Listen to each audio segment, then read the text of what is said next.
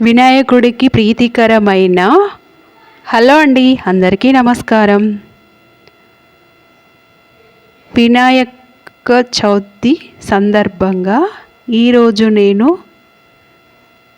వినాయకుడికి ఎంతో ఇష్టమైన బెల్లం ఉండ్రాళ్ళను తయారు చేస్తున్నాను. నోట్లో వేసుకోగానే వెన్నలా కరిగిపోయే ఈ ఉండ్రాళ్ళను బామల కాలం నాటి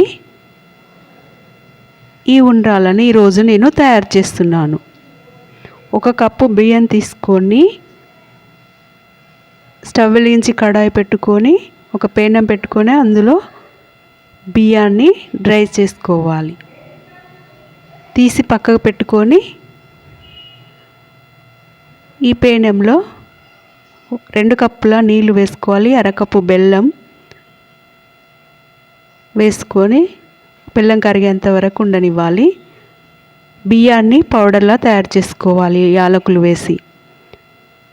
ఆ బియ్యం పౌడర్ని ఈ బెల్లంలో వేసి కొంచెం కొంచెం వేసుకుంటూ మొత్తం దగ్గరికి వచ్చేంత వరకు కలుపుకొని అందులో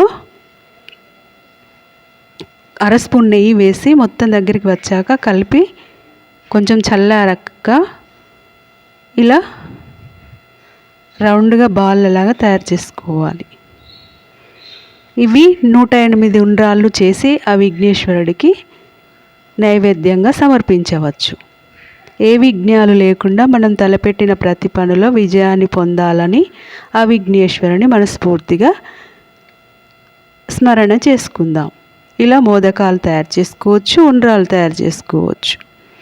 ఈ పిండితో ఎన్నో రకాలుగా తయారు చేసుకోవచ్చు.